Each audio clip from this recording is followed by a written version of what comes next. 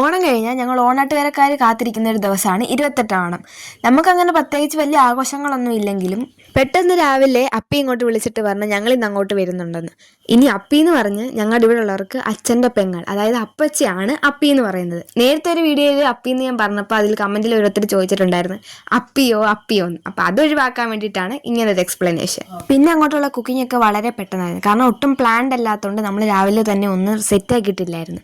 അങ്ങനെ ഓരോരുത്തരായിട്ട് എത്തി. ഇവളെ പിന്നെ പരിചയപ്പെടുത്തേണ്ട കാര്യമില്ലല്ലോ, എൻ്റെ വീട്ടിൽ എന്നെക്കാൾ കൂടുതൽ നിൽക്കുന്നത് ഇവളാണ്. അപ്പോഴേക്കും അടുത്ത ആൾ എത്തിയിരുന്നു. അപ്പി പിന്നെ പൊതിയൊക്കെ ആയിട്ടാണ് വന്നത്. പിന്നെ അതൊക്കെ എന്തുവാണ് ഞാനും അച്ഛനും കൂടെ തുറന്നു നോക്കി. ഈ ഇരിക്കുന്നത് അപ്പിയുടെ മോളാണ്, അവളും എന്നെ കൂട്ടൊരു യൂട്യൂബറാണ്.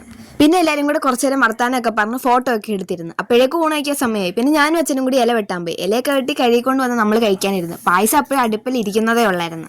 കുറേ നാൾക്ക് ശേഷമാണ് ഞങ്ങൾ എല്ലാവരും കൂടി ഒരുമിച്ചിരുന്ന് ഭക്ഷണമൊക്കെ കഴിക്കുന്നത്. അങ്ങനെ ഭക്ഷണമൊക്കെ കഴിച്ച് പായസവും പപ്പടം കൂട്ടി ഒരു പിടിയങ്ങ് പിടിച്ചു. ഇനി ഇതിന്റെ ബാക്കി വിശേഷം ഓച്ചറ പോയതും അടുത്ത വീഡിയോ കാണാം. അപ്പൊ ഇന്നത്തേക്ക് ഇത്രേ ഉള്ളു. ബൈ.